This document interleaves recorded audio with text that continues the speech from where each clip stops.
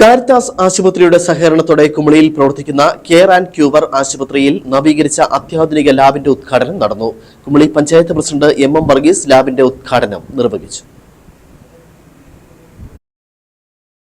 കുമളിയുടെ ആരോഗ്യരംഗത്ത് പുതിയൊരു ചുവടുവയ്പിലേക്കാണ് care and cure speciality medical centre പ്രവേശിച്ചിരിക്കുന്നത്.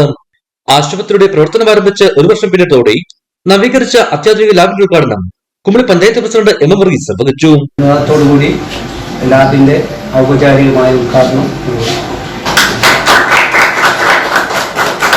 കുമളിയിൽ care and cure പോലുള്ള ആശുപത്രിയുടെ സേവനം ഏറെ വിലപ്പെട്ടതെന്ന് അദ്ദേഹം സൂചിപ്പിച്ചു. അന്തർദേശീയ നിലവാരമുള്ള ഉപകരണങ്ങൾ ഉൾപ്പെടെയുള്ളവ ലബോറട്ടറിയിലേക്ക് എത്തിക്കുവാൻ ഈ ആശുപത്രിക്ക് കഴിഞ്ഞു എന്നാണ് ഇവിടെ സൂചിപ്പിച്ചത്.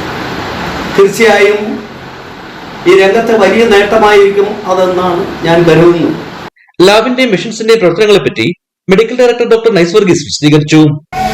രക്തപരിശോധനയുടെ റിസൾട്ടിൽ എന്തെങ്കിലും ഒരു തെറ്റ് വന്നു കഴിഞ്ഞാൽ ആ ചികിത്സ മൊത്തത്തിൽ പിഴവുണ്ടാവും.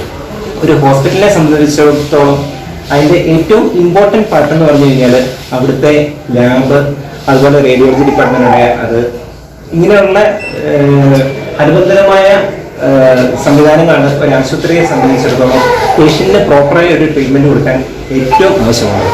ഇപ്പം നമ്മളിവിടെ ഇൻസ്റ്റാൾ ചെയ്തിരിക്കുന്ന മെഷീൻ സത്യം പറഞ്ഞാൽ കുമളിയിലുള്ള കോമൺ ആയിട്ടുള്ള എല്ലാ ആളുകളെയും നമുക്ക് എടുക്കുകയാണെങ്കിൽ ഒരു 2-3 ദിവസം കൊണ്ട് എല്ലാവരെയും നമുക്ക് ഈ ഒരു മെഷീനിൽ നമുക്ക് ടെസ്റ്റ് ചെയ്ത് റിസൾട്ട് കൊടുക്കാൻ സാധ്യമായ അത്രയും കേപ്പബിലിറ്റിയുള്ള ഒരു വോളിയം ജനറേറ്റ് ചെയ്ത് ടെസ്റ്റ് ചെയ്യാൻ പറ്റുന്ന ഒരു മെഷീനാണ് നമ്മളിവിടെ ഇൻസ്റ്റാൾ ചെയ്തിരിക്കുന്നത്.